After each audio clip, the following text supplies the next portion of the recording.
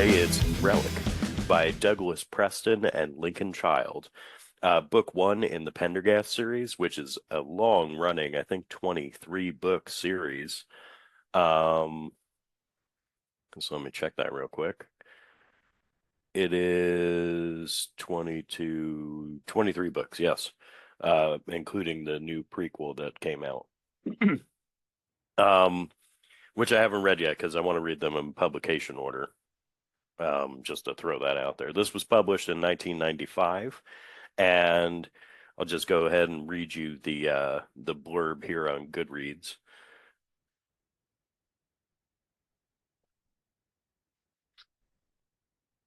All right. Just days before a massive exhibit opens at the New York Museum of Natural History, visitors are being savagely murdered in the museum's dark hallways and secret rooms. Autopsies indicate that the killer cannot be human. But the museum's director plans to go ahead with the big bash to celebrate the new exhibition in spite of the murders. Museum researcher Margot Green must find out who or what is doing the killing, but can she do it in time to stop the massacre? All right. So I've had this book for a very long time. I had the physical copy of it for a while, and then I traded it in. I don't know what I was thinking. Now I have to rebuy them. Um, but I listened to this one on Audible, which I've had in my library for forever as well. And I'll flash the picture up of the title here so you can see who the narrator is and stuff. Um, this is a fantastic book. I've wanted to get into the Pendergast series for quite a while, and having jumped into it now, I feel like was the right time because I'm always really good at starting super long series, and having to catch up, 22 more books to get current. But yeah, Douglas Preston and Lincoln Child in this book, it created a fantastic cast of characters. Margot Green, our researcher, is just a phenomenal character. The police lieutenant was really good. Most of the museum staff was really well fleshed out. Like all the characters in this book are good. Agent Pendergast, which we see at about I'd say probably like the 25 to 30% mark of the book, is a phenomenal character. The guy who does the narration to this did a fantastic job of capturing that New Orleans bayou accent. Um, and just phenomenal job. Uh, really good voice acting goes into this audiobook.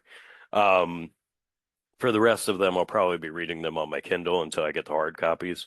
But yeah, this story is fantastic. As you kind of know from the synopsis, there's an exhibit about superstition opening up in this museum, and to curate the pieces, there was a lost expedition that something tragic happened, but all the cases of stuff came back, and that's where this mystery lies. And as far as like a mystery suspense thriller, this is a fantastic book. There's a little bit of science fiction elements, there's a little bit of horror elements in it. But it's a phenomenal book. I really do recommend that you read Relic.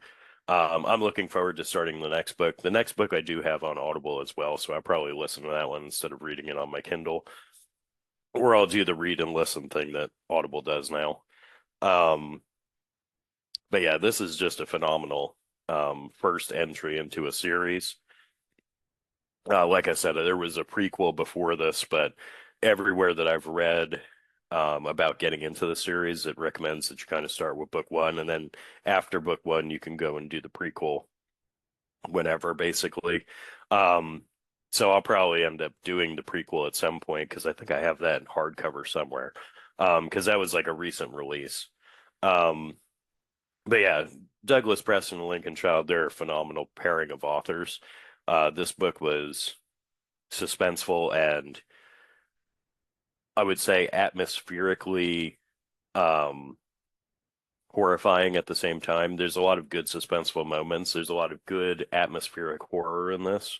Um, there, this the supernatural elements are here, but it is done in a way that leads it to be more of science fiction as well, which I thought was interesting. I've never seen like supernatural be explained by science, so um, that was interesting to see. There's a lot of good research that goes into this book as far as like the museums and like what we're seeing, the research that's going on at the museum, and just good amount of not hard science, but enough science to get you to know that Douglas and Lincoln know what they're talking about when it comes to this and that the research was done, but it was easy enough to follow and it wasn't like monotonous going through it where you're like, "Oh my God, it's another science lesson." No, it was really good. And yeah, I'm looking forward to continuing this series um because yeah, I've been waiting to read this one for a while and it finally came up on my Audible playlist. Which I think is like, I don't know, 30, 40 books long right now. Um, and I was like, yeah, shit, let's go.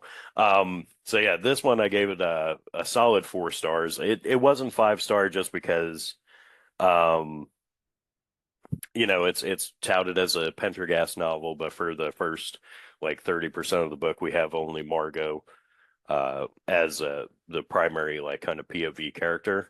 Um, and a writer called Stillwell. Um, who's kind of writing an article for the museum in preparation for this supernatural or superstition exhibition that they're going to do. Um, but yeah, all in all, the plot was amazing. The mystery was great. The characterization of the people in the museum, in the police department, in the FBI, just all of the characterization was like a masterwork of how to write characters. None of them seemed the same. They all had quirks. They all had different personalities. In the audiobook, they all have different accents. So you get a lot of like New York accents. You get Pendergast's kind of Bayou Southern accent. You get other kind of Massachusetts accents from like Margot and some of her crowd.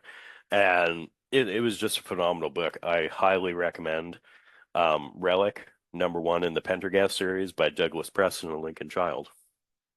Um, in other news, unfortunately, I am at the point with Horror Movie by Paul Tremblay where I have DNF'd it. It is just not my thing. Um, yeah, I'll do a separate video on that, but I just wanted to let y'all know I am starting a new book, and that is um, A Fig for All the Devils by C.S. Fritz. Um, and this one sounds fantastic, so I'll do a full review on this, but I just want to read the back of the book because this is one of those ones where um, it definitely hit me, and I was like, yeah, that's my kind of shit. An abused, grief-stricken, and impoverished Sonny has all but given up on life. That is, until he meets death by the way of the Grim Reaper. The Reaper, a junk food loving, poetry reading, cigarette addicted entity, has no time to waste as he searches for a suitable successor who would become death for the next millennium. By training the boy in the ways of death and dying, the Reaper grooms his young apprentice, and through suspenseful and horror-laced events, he unknowingly gives Sonny something he never intended, a reason to live. All right, so I read the back of this book, and I was just like, yeah, you give me a junk food loving, cigarette addicted version of death, the Grim Reaper. I'm gonna read that all day. It was one of those ones where there was a couple other books where like the tagline sold you on the book. Um, the main one being Gideon the Ninth, because literally on the front cover it says lesbian necromancers in space. And I was like, all right, I have to see this now. Um, this is the same thing where I read that line where it's like, junk food loving, poetry reading, cigarette addicted Grim Reaper. And I was like, yeah, how am I not in on that? So yeah, that's what I'm moving on to next because I need a little bit of break from first person for a minute. Um, because horror movie was first person, The Ferryman was first person. The Ferryman was done right in first person. Horror movie was not done right. Um, and yeah, that's where we're at. So we're gonna read that, A Fig for the Devils, and yeah, let's go. Until next time, read because reading is fundamental.